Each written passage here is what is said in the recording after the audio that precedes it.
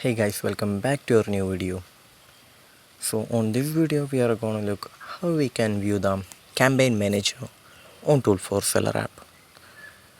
So for viewing that, just open the Tool4seller app.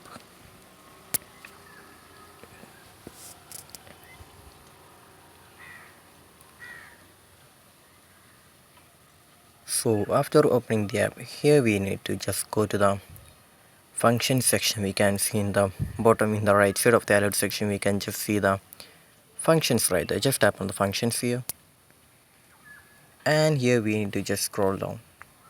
So when we scroll down, in here in the PPC optimization section, we can just see the campaign manager right here.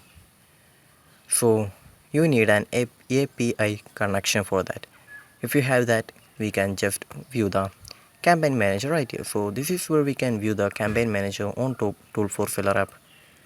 So I hope this video was useful for you. So just do like, share, subscribe to our channel. Thank you.